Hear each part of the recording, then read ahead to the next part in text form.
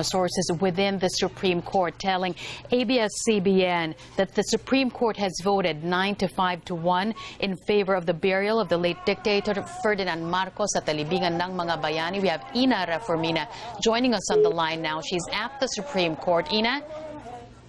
Yes, Carmina, 27 years after his death and 23 years after his remains were flown back here in the Philippines from Guam, Ferdinand Marcos will finally be buried at the Libingan ng mga Bayani, according to well-placed sources at the Supreme Court, voting 9-5 with one justice inhibiting. That's Associate Justice Bienvenido Reyes.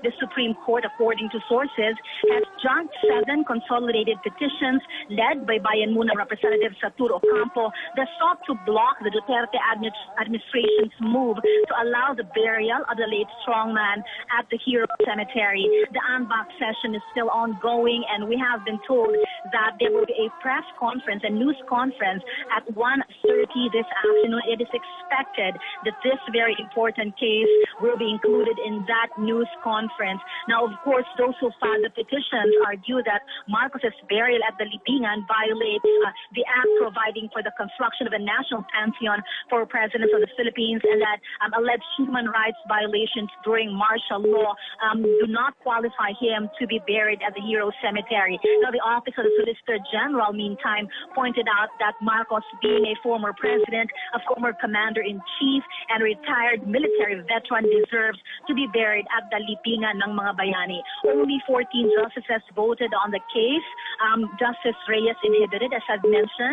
He is a classmate of President Duterte at the San Beda College of Law, the president's fraternity brother in Lex Taliones Fraternitas. He's also a close friend and business partner of former President Benigno Aquino III, who appointed him to the Supreme Court. Now, originally, Carmina, this case was rattled off to Associate Justice Alfredo Benjamin Caguioa, who, according to our sources, in his draft decision, voted in favor of granting the petitions, meaning to say, voted to disallow the burial of Marcos at the Libingan ng mga Bayani. And he was reportedly joined by Chief Justice Lourdes Sereno and Associate Justice Marvic Leonen, who also issued or penned separate opinions, concurring opinions to that main draft decision. Of course, we've been told by sources that Caguioa's penned decision did not obtain the majority votes, and that is why by a vote of 9-5, Marcos will be buried at the Libingan ng mga Bayani, according to, again, very well-placed sources.